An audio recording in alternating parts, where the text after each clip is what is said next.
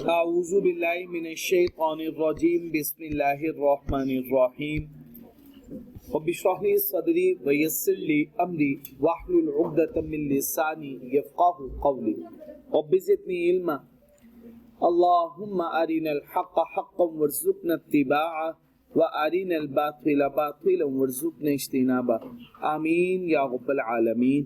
अल्लाहुम्मा तहिर क़ुलूबना मिनन निफ़ाक़ व अअमालना मिनर रिया व अलसिनतना मिनल कज़िब व अअयुनना मिनल ख़ियाना फ़इन्नका तअलमु ख़ाइनतल अअयुनि व मा तुख़फ़ी सुदूर आमीन या रब्बल आलमीन।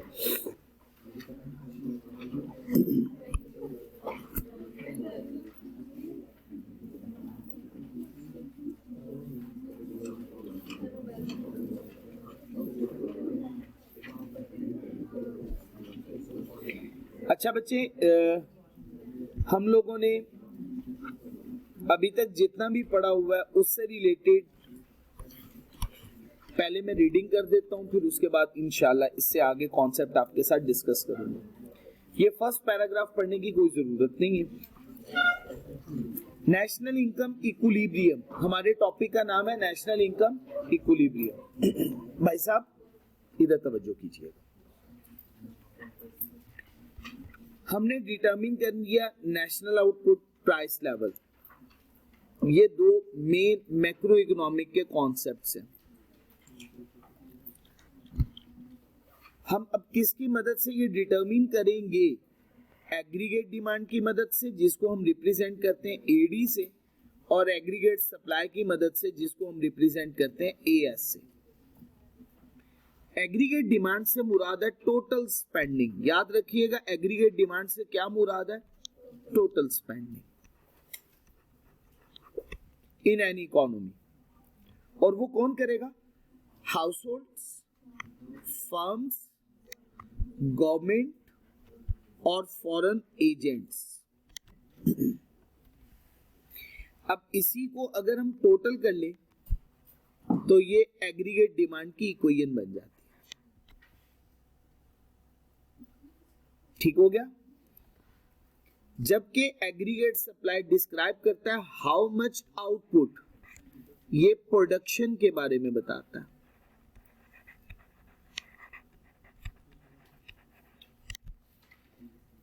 और प्रोड्यूस करने के बाद हम इसे विलिंग टू सेल करेंगे। और जब सेल की बात होगी तो सेल एक स्पेसिफिक प्राइस पे होगी, तो हम यहां पे बात करते हैं general price level. Usual shapes aggregate demand और एग्रीगेट सप्लाई की सेम होती है जो हमने कॉमन सप्लाई और डिमांड कर्व में एनालाइज की हुई है, सवाए long run aggregate supply curve के। ये कोई बहुत अहम बात नहीं है, बाद में पढ़ेंगे, क्योंकि अभी हमने एक एक करके जब टॉपिक पढ़ना उसमें ये बातें सारी की सारी रिवाइज होंगी। अगर आप इनको छोड़ भी देंगे तो कोई इशू नहीं। स्टार्ट करते हैं अपने सबसे पहले टॉपिक से, जिसको हम ऑलरेडी पढ़ चुके हैं। Aggregate demand is equally as important to the understanding of micro economics as aggregate supply is. तो अब बताएं, ये लाइन अब पढ़ ली है, इसके बाद दोबारा जरूरत नहीं है पढ़ने की। अगर हम बात करें collective of what all firms have produced within an economy, अब ये just as aggregate supply is collective of what all firms have produced within an economy. Aggregate demand is what has been consumed. Aggregate supply total production के बारे में बताएगा और aggregate demand total consumption के बारे में बताएगा। फर्क समझ में आ गया? एग्रीगेट डिमांड किसके बारे में बताएगा? इकोनॉमी में ओवरऑल कंजम्पशन के बारे में, और टोटल प्रोडक्शन के बारे में एग्रीगेट सप्लाई। ये प्रॉपर डेफिनेशन है जी एग्रीगेट डिमांड की। Total amount of goods and services demanded within an economy at given overall price level and in a given time period is referred to as aggregate demand. ये वही definition जो मैंने आपको लिखवा दी है simple words में। कोई confusion यहां पे? तो बच्चे, एग्रीगेट अगर हम बात करें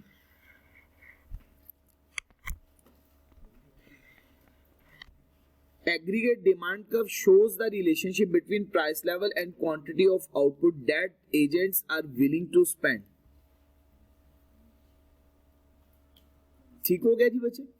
कहते हैं as with regular demand curve, जैसे हमने रेगुलर डिमांड कर्व में देखा रिलेशनशिप एग्रीगेट डिमांड में भी बिल्कुल उसी तरह से नेगेटिव रिलेशनशिप होता है। तो मैंने आपको आसान अल्फाज में लिखवा दिया, तो ये पैराग्राफ पढ़ने की वहां से अब जरूरत इतनी ज्यादा नहीं है, मैं लिखवाता जाऊंगा जो बहुत इंपॉर्टेंट पैराग्राफ। अगर आप देखें तो यहाँ पे अगर एक सेंटेंस लिख लेना तो ये बात ही मुकम्मल हो जाएगी। There is an inverse negative relationship between price level and real national output, बस यही बात है। ये पूरा पैराग्राफ आपका कट हो जाएगा, सिर्फ एक इतनी सी बात लिखनी है। क्या लिखना है? There is an inverse relationship between general price level and real national output. ठीक हो गया? तो अब आप देख लें कि इसीलिए मैं आप लोगों के साथ शॉर्ट फॉर्म में लिखवा रहा हूं। मैं स्लाइड शेयर कर दूंगा इस चैप्टर की, आप सिर्फ क्विकली गो थ्रू करेंगे ना स्लाइड से, आपको याद हो जाएगा इंशाल्लाह। कंपोनेंट्स एग्रीगेट डिमांड कर्व की कितने कंपोनेंट्स पढ़ाए थे? 5, लेकिन हम यहाँ पे 4 इस तरह से कि नेट एक्सपोर्ट्स बोलेंगे तो 4 हो जाएंगे, अगर एक्सपोर्ट्स और इंपोर्ट्स को अलग-अलग से पढ़ेंगे तो 5 हो जाएंगे। जी बच्चे देखिएगा, पहला फर्स्ट वन कंज्यूमर एक्सपेंडिचर किससे रिप्रेजेंट किया जाता है? Second one investment spending, private firms की इन्वेस्टमेंट्स। थर्ड वन गवर्नमेंट के एक्सपेंडिचर्स, और fourth one net difference between exports and imports. कोई कंफ्यूजन तो नहीं है बच्चे यहां तक? एग्रीगेट डिमांड कर्व का कर्व नॉर्मली ऐसे बनाया जाता है, बट इन फैक्ट आपको पता है हकीकत में ये स्लाइटली कर्व शेप होता है। वाई एक्सिस के अलोंग किसको मेजर किया जाएगा? शाबाश। और एक्स एक्सिस के अलोंग यही बात यहां पे लिखी हुई है, और इसकी नेगेटिव स्लोप होती है। पढ़ लें, पैराग्राफ में यही बात नहीं लिखी हुई?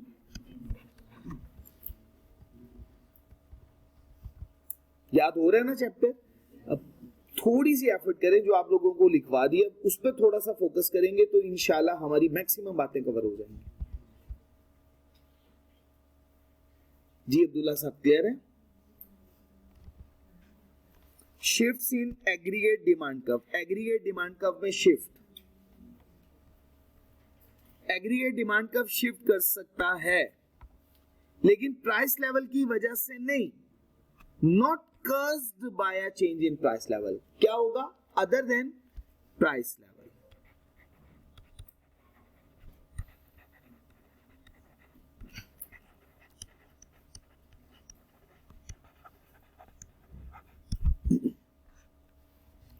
कुछ रीजंस यहां पे मेंशन की हुई हैं जिसकी वजह से एग्रीगेट डिमांड कर्व शिफ्ट कर जाता है। वो क्या है? अब देखिएगा, एक इफेक्ट लिखा है मैंने, आपको दोनों बता दिए। Consumers have more income and begin spending more in the economy। अब आप मुझे बताएं, अगर कंज्यूमर के पास ज्यादा पैसा और ज्यादा खर्चे करना शुरू कर दे, सी कंपोनेंट की बात कर रहे हैं ना, अगर वो ज्यादा खर्च करेगा तो एग्रीगेट डिमांड कर्व क्या करेगा? राइज करेगा या फॉल? राइज करेगा। देखें यहाँ पे बी लिखा हुआ है, उसने क्या बोला है? ये जो मैं आपको बता रहा हूं ना, shift out of the aggregate demand, shift out का क्या मतलब है? राइज की बातें बता रहा हूं। ये सारी बातें किसकी बताई हुई हैं? राइज की। अब देख ले, firms have a wave of optimism and begin investment in projects. अगर फर्म्स अपनी इन्वेस्टमेंट बढ़ा दे, ज्यादा इन्वेस्टमेंट करना शुरू कर दे, तो उससे भी एग्रीगेट डिमांड कर्व क्या कर जाएगा? राइज कर जाएगा।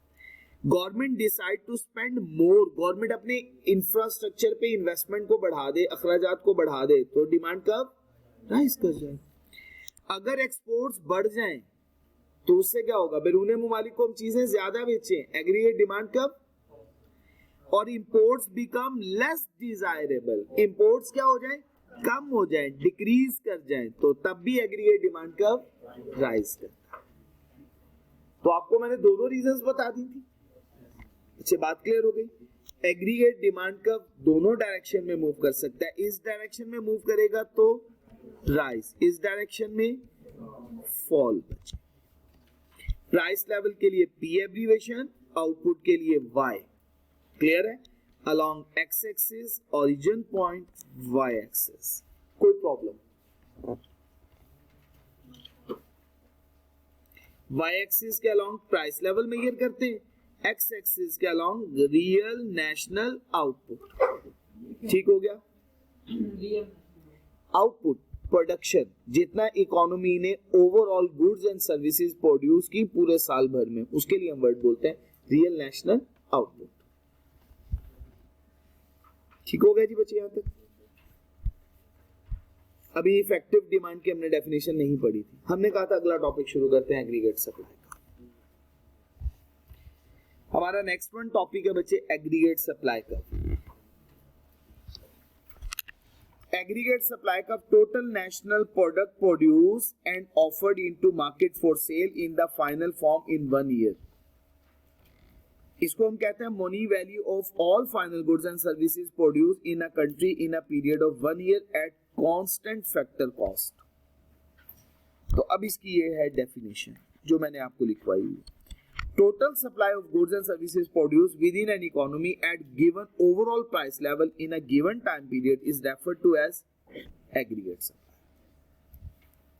कोई दिक्कत तो नहीं है इस डेफिनेशन में? ये एमसीक्यूज के पॉइंट ऑफ व्यू से बड़ी इंपॉर्टेंट बात है जिसको मैं हाईलाइट करने लगा हूं। ये इन्वर्टेड कोमास में मैंने कर दी है, याद रखिएगा, ये बड़ी इंपॉर्टेंट एमसीक्यूज के पर्सपेक्टिव से ये लाइन बड़ी इंपॉर्टेंट है। आपके पास अगर बुक मौजूद है या ये नोट कर लें, हाईलाइट कर लें, मैं इसको दोबारा रीसेव करके आपको पीडीएफ शेयर कर।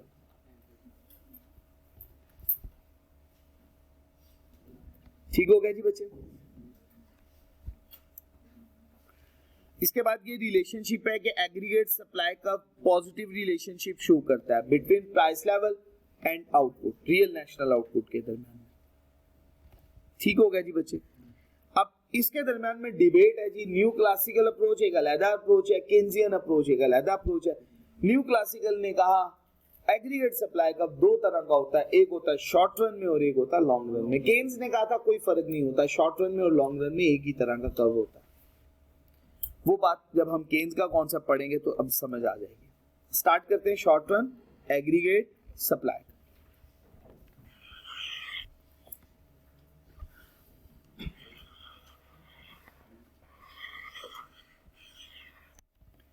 Aggregate supply curve differ in short run and in long run. कोई मुश्किल बात तो नहीं? शॉर्ट रन का सप्लाई कर्व अलहदा होगा, लॉन्ग रन का सप्लाई कर्व अलहदा से होगा। This is because of flexibility of factor and potential output. बात करेंगे अभी हम पोटेंशियल आउटपुट से क्या मुराद है। एग्रीगेट सप्लाई कर्व की स्लोप अपवर्ड होती है, लेकिन ये किस में? Short run.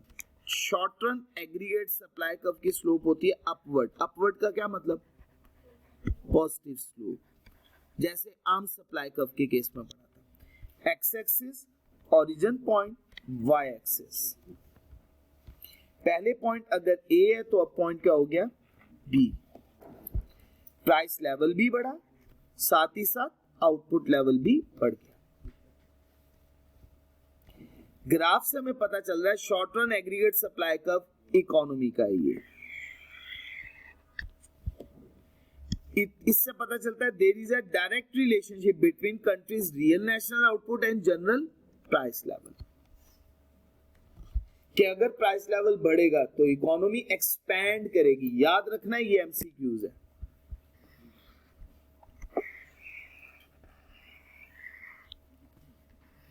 और ये वर्ड्स आते हैं एग्जाम में जिनसे बच्चे कंफ्यूज हो जाते हैं। Rise in price level expand the overall economic activity of the country. ठीक हो गया जी बच्चे यहां तक? अब यहां से आगे हमने बात शुरू करनी है। यहां तक हम ऑलरेडी पढ़ चुके हुए हैं, इससे आगे बातें शुरू करनी है। साथ साथ पढ़ाता जाता हूं, साथ साथ यहीं पे मेंशन करवा दूं। ठीक हो गया जी? जैसे लिख के कर रहा था वैसे ही करूं जी।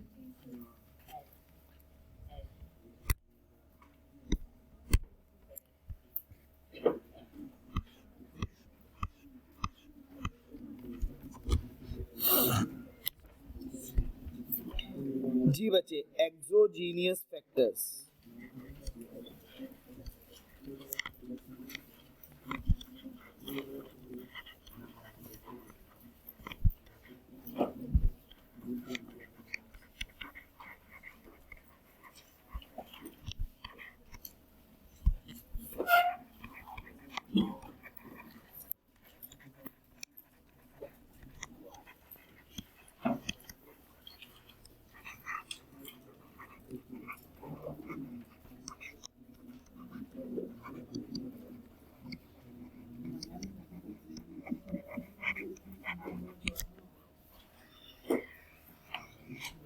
जी बच्चे, exogenous factors, shifters, other than price factors, determinants. जी बच्चे, सबसे पहले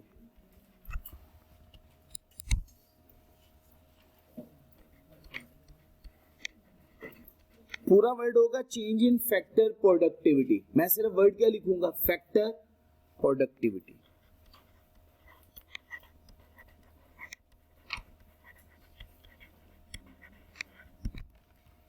फैक्टर प्रोडक्टिविटी से क्या मुराद है? फैक्टर्स ऑफ प्रोडक्शन कितने हैं बच्चे? लैंड, लेबर, कैपिटल और सबसे लास्ट वन एंटरप्रेन्योरशिप। अच्छा बच्चे, अगर इनकी प्रोडक्टिविटी चेंज हो जाए, जैसे लेबर की प्रोडक्टिविटी अगर बढ़ जाए तो आउटपुट ज्यादा होगा या कम प्रोड्यूस होगा? ज्यादा हो जाएगा। तो ये कहलाता है चेंज इन फैक्टर प्रोडक्टिविटी। देखिए साथ साथ एक एक करके भी पढ़ाता जाता हूं, आसानी से पढ़ा भी जाएगा। देखिए सबसे पहला चेंज इन फैक्टर प्रोडक्टिविटी, और पर्टिकुलरली आपको पता है हम दो के बारे में डिस्कस कर रहे थे चैप्टर 4 में, लेबर के बारे में और कैपिटल के बारे में। ठीक हो गया? Second one, capital stock.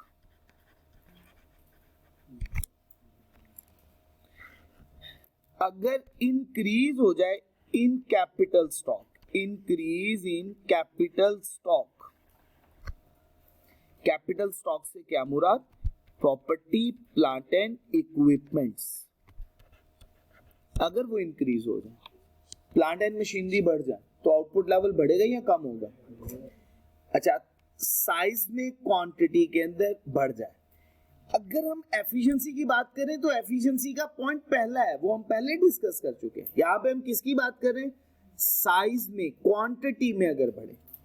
Plant हमारे पास एक है, प्लांट हमारे पास दो हो गए, दो हैं तो चार हो गए, प्लांट तादाद में बढ़ रहे हैं। एफिशिएंसी में बढ़ेंगे तो वो पहला फैक्टर, पहला पॉइंट, तादाद में बढ़ेंगे तो दूसरा पॉइंट। बात तो सेम है, बात क्लियर होगी? Property, plant and equipment, property, plant and equipment. Sorry to say, मुझे बिल्कुल याद नहीं रहा। अब मैं समझा कि आप लोगों ने अकाउंटिंग के अंदर ये टर्मिनोलॉजी यूज कर ली होगी। प्रॉपर्टी, प्लांट, क्या हुआ? इंशाल्लाह प्रॉपर्टी, प्लांट एंड इक्विपमेंट।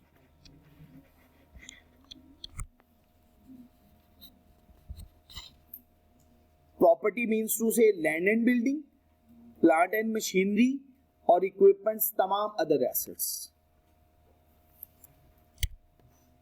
जी ये पॉइंट बच्चे साथ ही रेफर कर रहा हूं। साइज भी इंक्रीज हो जाए, क्वालिटी भी इंक्रीज हो जाए, किसकी बचे? कैपिटल स्टॉक की, और मजीद इन्वेस्टमेंट की वजह से। ठीक हो गया जी बच्चे? जी थर्ड वन, लेबर। अगर लेबर बच्चे तादाद में बढ़ जाए तो सप्लाई बढ़ेगी या कम होगी? बढ़ेगी।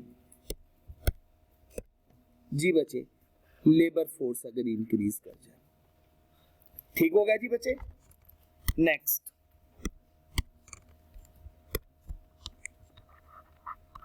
बच्चे इनडायरेक्ट टैक्सेस।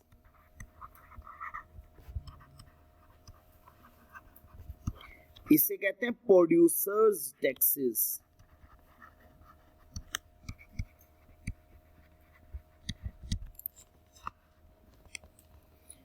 और ये 2 पॉइंट्स कंबाइन लिखते हैं आपकी किताब वाले, मैं सेपरेट सेपरेट लिखूंगा और उसके बाद फिर मैं आपको रेफर भी करवा देता हूं। Subsidy, indirect taxes and subsidy.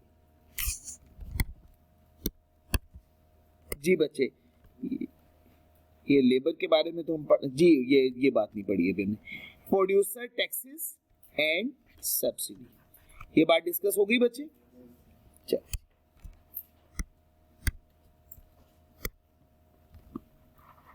अच्छा बच्चे, इसके लिए मैं वर्ड एक नॉर्मल यूज करता हूं, कॉस्ट ऑफ प्रोडक्शन। क्या वर्ड है? Cost of production.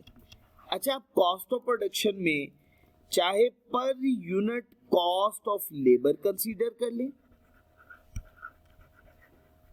या पर unit cost of other factors consider कर लें।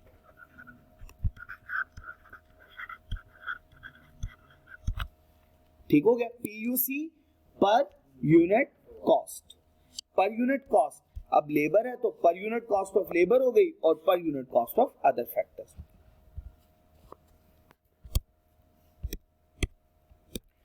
जी बच्चे, बिस्मिल्लाहिर्रहमानिर्रहीम। यूनिट कॉस्ट ऑफ लेबर,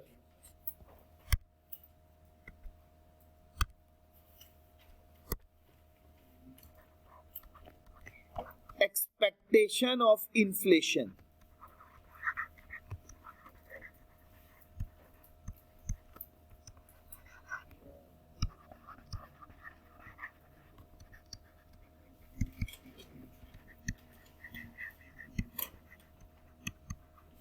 जी बच्चे महंगाई की बात कर रहे हैं हम लोग, इन्फ्लेशन की एक्सपेक्टेशन, इसके बारे में डिस्कशन हम बाद में डिटेल में करेंगे।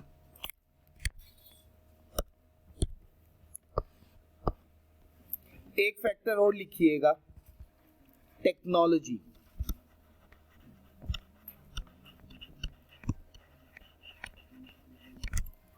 एटसेट्रा, ये है कुछ रीजन जो हम लोगों ने डिस्कस की।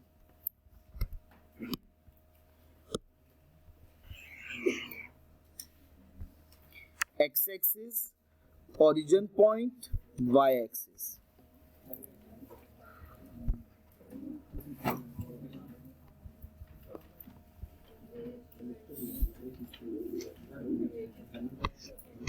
अच्छा बच्चे, एक कर्व बना के मैं आप लोगों के साथ थोड़ा सा रिकॉल करना चाह रहा हूं। ये देखिएगा, short run aggregate supply curve. एक बात आपने याद रखनी है, short run aggregate supply curve actual output के बारे में डिस्कशन करते हैं।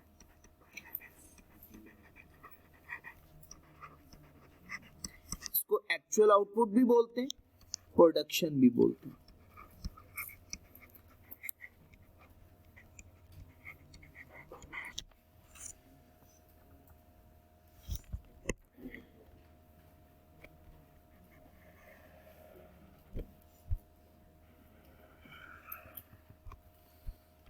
बच्चे, let's suppose A point, price level P, output level Y। Along Y axis हम मेजर करते हैं प्राइस लेवल को और X एक्सिस के अलोंग रियल, नेशनल आउटपुट। अच्छा बच्चे, अब ये जितने भी फैक्टर्स हैं, लेट्स सपोज इनमें से कोई एक फैक्टर मैं कह देता हूं लेबर बढ़ गई। लेबर के बढ़ने से मुझे बताइएगा aggregate supply, short run aggregate supply curve में क्या चेंज आएगा? राइज करेगी या फॉल? राइज कर जाएगी। बिल्कुल ठीक हो गया। तो उसका राइज का बिहेवियर कैसा होगा? ये होगा राइज का behaviour. Short run aggregate supply curve 1। तो बच्चे क्या हुआ? प्राइस लेवल में कोई चेंज नहीं, बट बच्चे आउटपुट लेवल बढ़ गया, Y1।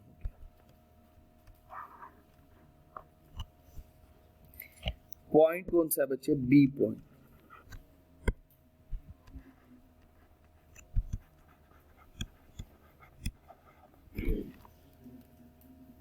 ठीक हो गया। राइज और फॉल के दोनों कर्व्स मैंने बना के आपको बता दिए हुए बच्चे। ये कर्व फॉल का है और ये कर्व राइज का है। ये तो एक सिंपल टेंटेटिव बेसिस पे मैंने आपको बना के समझा दिया। जी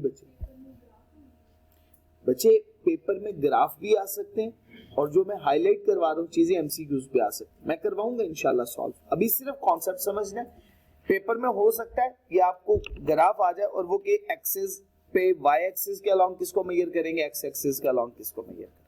आपको फिल करना होगा, नाम लिखना होगा। ग्राफ के नाम ना लिखे हुए हो, जैसे कर्व का नाम ना लिखा हो, लेकिन ये सारी बात लिखी हुई हो, आपसे पूछें ये किसका ग्राफ है, तो आप बताएंगे short run aggregate supply curve. तो आपको इस चीज से पता, जैसे फॉर एग्जांपल मैं आपको एक मिसाल देता हूं, यहां पे मेंशन नहीं किया हुआ उसने, कह रहा है एक्सेस मेंशन कर, तो मेंशन कर सकते हैं नहीं कर सकते। एक और मिसाल देता हूं, ये short run aggregate supply curve का नाम नहीं लिखा हुआ, ये यहां पे भी नहीं लिखा, यहां पे भी नहीं लिखा हुआ, नाम मेंशन कर सकते हैं ना, सब रिलेशनशिप मौजूद। ठीक हो गया। तो ये आपसे एग्जामिनर पूछ सकता है एग्जाम के अंदर। आऊज़ु बिल्लाहि मिनश शैतानिर रजीम बिस्मिल्लाहिर रहमानिर रहीम। बच्चे ये कर्व को समझाने की जरूरत तो नहीं है, स्ट्रेट फॉरवर्ड ये पढ़िएगा जरा एक्सप्लेनेशन।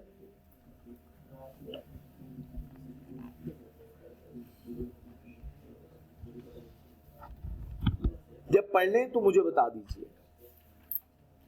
हमारा शॉर्ट रन एग्रीगेट सप्लाई का कॉन्सेप्ट मुकम्मल हो गया। अब हम बात पढ़ने वाले हैं बच्चे long run aggregate supply curve की।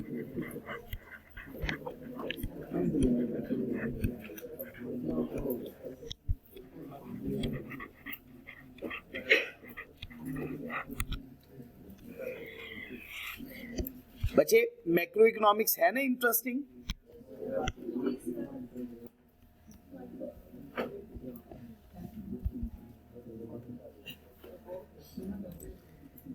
आऊज़ु बिल्लाहि मिनश शैतानिर रजीम बिस्मिल्लाहिर रहमानिर रहीम।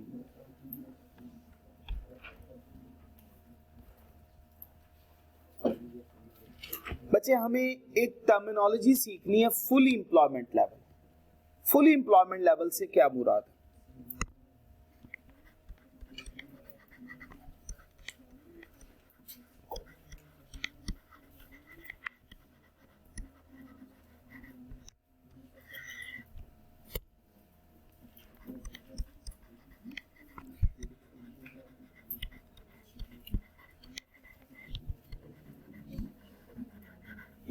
Full employment level is a point where all the resources of the economy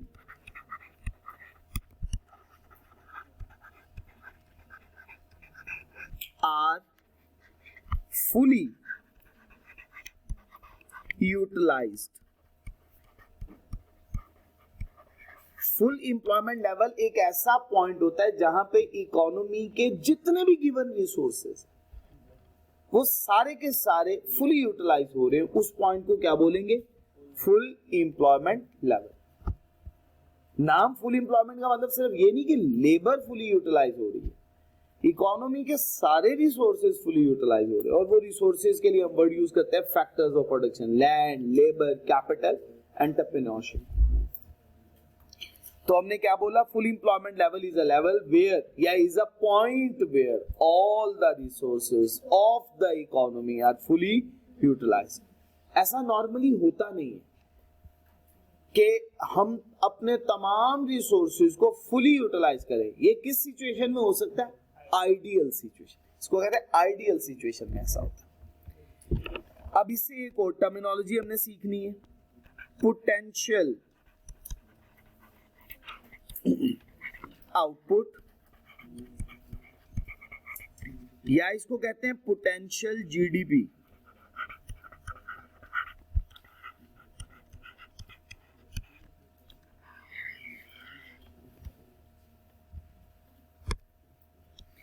output at full employment level. Full employment level पे जितना आउटपुट होगा उसे कहेंगे पोटेंशियल जीडीपी या potential output. output at full employment level is called potential GDP या बच्चे output.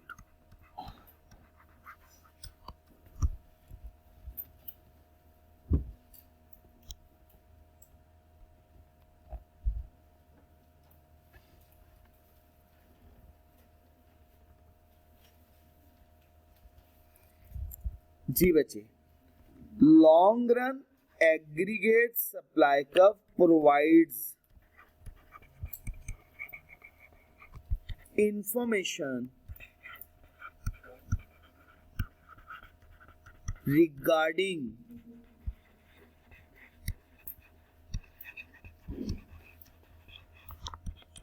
potential GDP। इसका मतलब long run aggregate supply curve किसके बारे में इंफॉर्मेशन प्रोवाइड करता है? पोटेंशियल आउटपुट के बारे में प्रोवाइड करता है, एक्चुअल के बारे में प्रोवाइड नहीं करता है। एक्चुअल के बारे में कौन इंफॉर्मेशन दे रहा है? Short run. पोटेंशियल के बारे में लॉन्ग रन। याद रखना, एमसीक्यूज बड़ा इंपॉर्टेंट है। पोटेंशियल जीडीपी के बारे में कौन इंफॉर्मेशन प्रोवाइड करेगा? Long run. एक्चुअल के बारे में short run.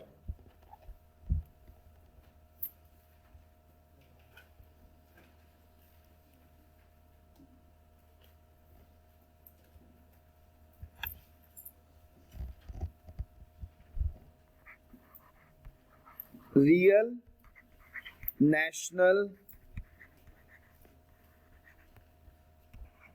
Output is independent to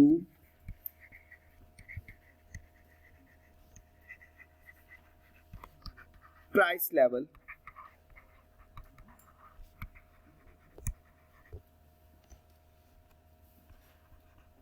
along long run aggregate supply curve। long run aggregate supply curve के along real national output price level पे डिपेंड नहीं करता, इंडिपेंडेंट टू प्राइस लेवल है ये। मैं इसका कर्व बनाता हूं, फिर उसके बाद मैं आप लोगों के साथ आपके सवाल डिस्कस करूंगा।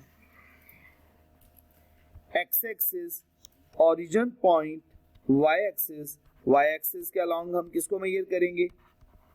प्राइस लेवल को। और एक्स एक्सिस के अलोंग बच्चे रियल नेशनल आउटपुट।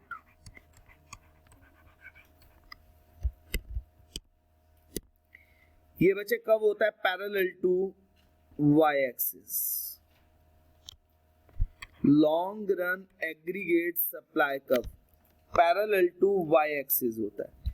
इसको रिप्रेजेंट करते हैं output at full employment level, या बच्चे इसको इस तरह से भी लिखा जाता है आउटपुट मैक्सिमम। एक इकोनॉमी अपने रिसोर्सेज को इस्तेमाल करके मैक्सिमम जितना आउटपुट प्रोड्यूस कर सकती है उसको हम कहेंगे पोटेंशियल जीडीपी या पोटेंशियल आउटपुट या मैक्सिमम आउटपुट। तो इसको वाई एफ से भी रिप्रेजेंट किया जा सकता है या वाई मैक्स से भी रिप्रेजेंट किया जा सकता है। ठीक हो गया? तो ये कर्व कैसा होगा? इंडिपेंडेंट टू, हाँ शाबाश, इंडिपेंडेंट टू प्राइस लेवल है, पैरेलल टू वाई एक्सिस। ठीक हो गया? ये एक्चुअल के बारे में इंफॉर्मेशन नहीं बताएगा, ये किसके बारे में बताएगा? शाबाश। तो जितना अभी तक पढ़ लिया पहले इसको मैं रेफर करवा।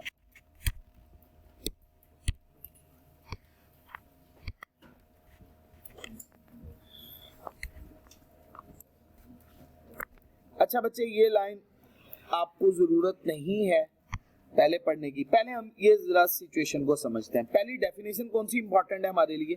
Full employment. मैंने इसको जरा सिंपल वर्ड्स में आपके साथ डिस्कस किया। अब देखते हैं। फुल एम्प्लॉयमेंट एक ऐसी सिचुएशन है जहां पे तमाम अवेलेबल रिसोर्सेज का वर्ड भी यूज होता है, फैक्टर्स ऑफ प्रोडक्शन का वर्ड भी यूज होता है। जितने भी इकोनॉमी के पास हैं वो क्या हो रहे हो? Fully utilised.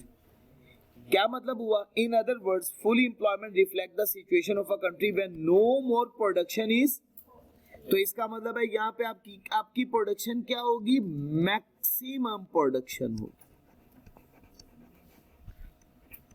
वो अगर आपको कह दे, एमसीक्यूज आ जाए पेपर में कि जहां पे जिस पॉइंट पे मैक्सिमम प्रोडक्शन हो रही हो, इस पॉइंट को क्या बोलते हैं, फुल एम्प्लॉयमेंट लेवल, या वो के जिस पॉइंट पे इससे ज्यादा प्रोडक्शन पॉसिबल नहीं है तो वो भी फुल एम्प्लॉयमेंट लेवल। जी बच्चे, यहां तक कोई कंफ्यूजन तो नहीं है? सब लोगों को समझा पाए हूं बातें? बिस्मिल्लाहिर्रहमानिर्रहीम। ये लाइन बच्चे क्रॉस कर दीजिएगा, रहने दीजिएगा।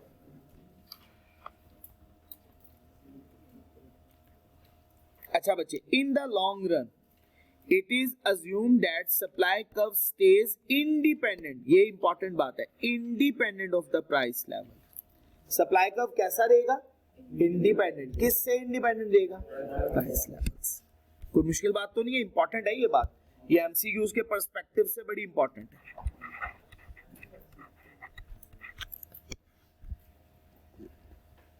ये हमें बताता है ओवरऑल प्रोडक्टिविटी के बारे में। ओवरऑल प्रोडक्टिविटी का क्या मतलब? रिसोर्सेज इकोनॉमी के पास मैक्सिमम कितने हैं और उससे कितना आउटपुट प्रोड्यूस हो सकता है। तो हमें किसके बारे में पता चल रहा है? पोटेंशियल के बारे में पता चला। ओवरऑल प्रोडक्टिविटी का क्या मतलब होता है?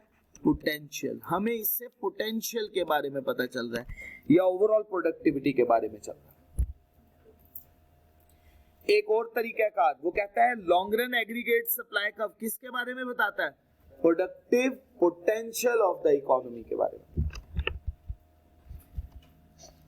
If all resources were at their most productive, that is the level of output that could be achieved. अब उसने डेफिनेशन दी है प्रोडक्टिव पोटेंशियल की। क्या मतलब?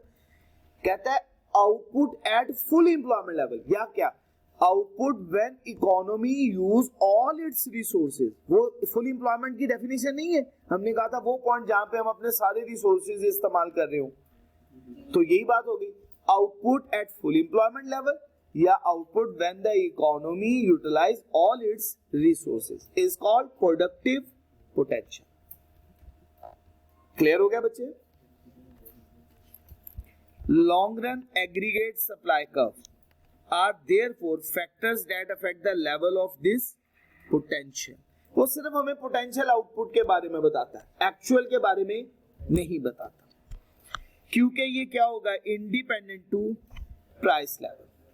और ये हमेशा हमें अपर लिमिट के बारे में बताएगा। एमसीक्यूज है बच्चे, प्रोडक्टिव पोटेंशियल हमेशा किसके बारे में, या long run aggregate supply curve हमेशा किसके बारे में बताएगा? Upper limit. अपर लिमिट का मतलब क्या है? Maximum output. यही बात बोल रहे हैं ना, अपर लिमिट, या बच्चे हम इसको कहते हैं मैक्सिमम आउटपुट, या कैपेसिटी के बारे में बताता है। इकोनॉमी की कैपेसिटी क्या है? इकोनॉमी कितना आउटपुट प्रोड्यूस कर सकती है। और इसकी जो लाइन होगी वो हमेशा क्या होगी? Vertical line.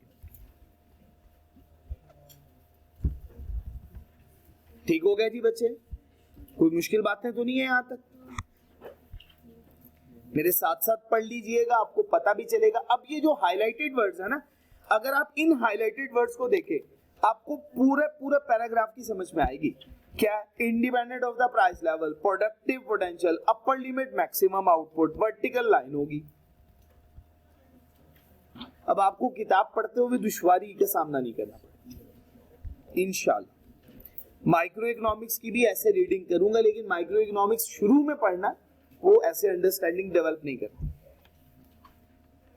कब बच्चे क्लियर है? Long run aggregate supply curve, और शॉर्ट रन का आपको पता है कैसे बनता है कर्व। बच्चे आप लोगों से एक रिक्वेस्ट है, ये जरा पैराग्राफ खुद से पढ़िएगा और मुझे बताइएगा कोई कंफ्यूजन तो नहीं है इसमें।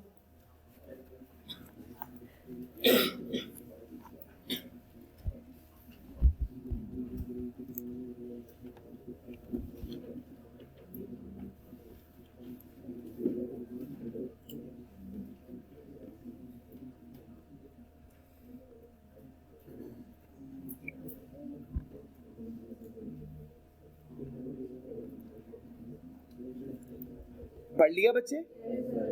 देखो अब इसमें भी जो बात मैं बता देता हूं, vertical independent of the price level, यही बात है। और आपको ये फुल एम्प्लॉयमेंट लेवल के बारे में पता है। बिस्मिल्लाहिर्रहमानिर्रहीम। बच्चे अगला कॉन्सेप्ट शिफ्टिंग। बच्चे ये long run aggregate supply curve की न्यू क्लासिकल अप्रोच तो खत्म कर देना, ये आखिरी बात है छोटी सी, ये तो अप्रोच खत्म हो जाए ना। Shifting in long run aggregate supply curve.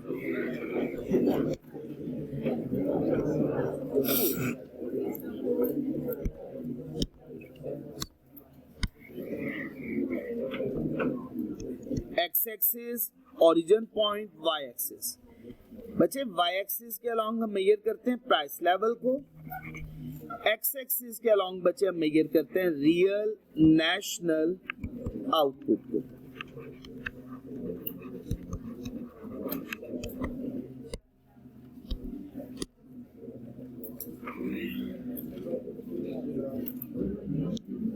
बच्चे output at full employment level, long run aggregate supply curve. अच्छा बच्चे अब इधर तवज्जो चाहता हूं आप लोगों की, क्या ये long run aggregate supply curve shift कर सकते हैं? देखो इकोनॉमी के पास रिसोर्सेज हैं, क्या उसको अगर नए रिसोर्सेज मिल जाए, हो सकता है ना पॉसिबल? कब पॉसिबल हो सकता है? अगर उसके पास न्यू रिसोर्सेज आ जाए, न्यू रिसोर्सेज डिस्कवर हो जाए, या इकोनॉमी की ग्रोथ हो जाए, उसको कहते हैं इकोनॉमिक ग्रोथ हो जाए।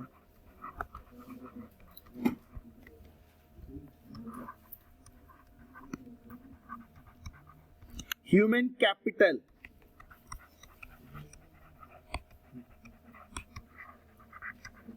एटसेट्रा, ऐसी बहुत सारी वजूहात, इसकी वजह से बच्चे long run aggregate supply curve क्या कर जाएगा, पूरे का पूरा शिफ्ट कर जाएगा।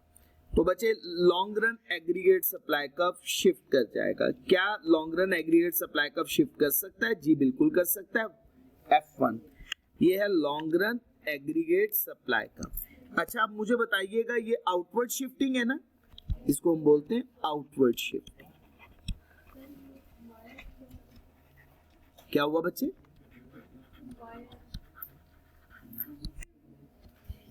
वाई का मतलब होता है रियल नेशनल आउटपुट, आउटपुट के लिए बोलते हैं।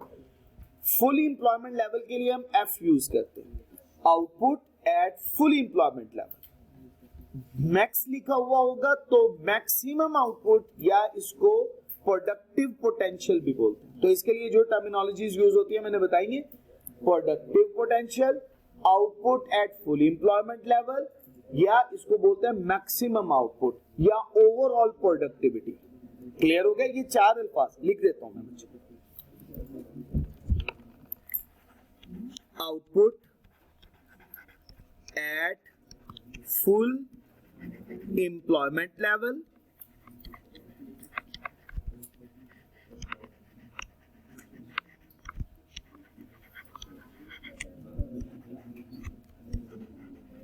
प्रोडक्टिव पोटेंशियल,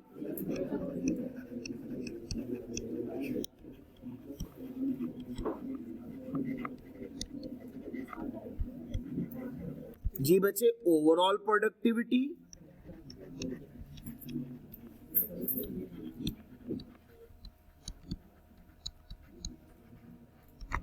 या बच्चे मैक्सिमम आउटपुट।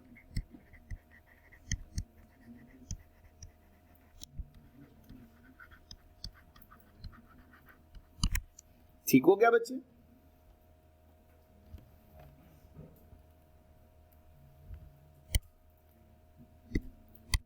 बिस्मिल्लाहिर्रहमानिर्रहीम।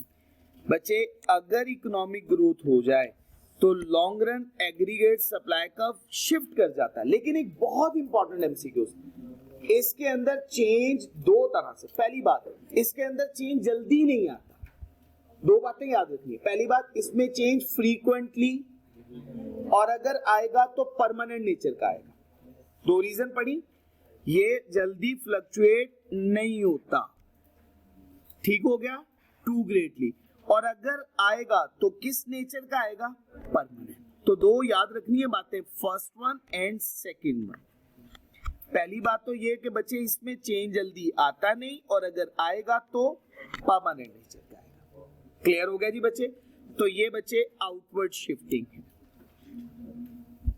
यहां तक बच्चे इस पैराग्राफ को पढ़ लेंगे आप लोग। अब कोई मुश्किल बात तो नहीं है। अगर क्वांटिटी और प्रोडक्टिविटी फैक्टर ऑफ प्रोडक्शन की बढ़ जाए, एडवांसमेंट इन टेक्नोलॉजिकल कैपेबिलिटीज हो जाए, तो प्रोडक्टिव पोटेंशियल हमारा बढ़ जाता है। ये इंपॉर्टेंट है, ये MCQs paper point of view से। Quantity and productivity of factor of production, advancement in technological capabilities. ठीक हो गया बच्चे? इससे आगे causes of shifting in long run, aggregate supply curve, यहां तक मैंने आपको पढ़ा दिया। नए रिसोर्सेज आपको मिल जाए, टेक्नोलॉजी या लेबर स्किल्स, जैसे मैंने बोला था ह्यूमन कैपिटल। बस बच्चे मैंने इससे ज्यादा मैं नहीं पढ़ाऊंगा, आप लोग जितना मुझे मजबूर करे मैं नहीं पढ़ाऊंगा। सुब्हानक अल्लाहुम्मा व बिहम्दिक अशहदु अल्ला इलाहा इल्ला अंता अस्तगफिरुका व अतूबु इलैक।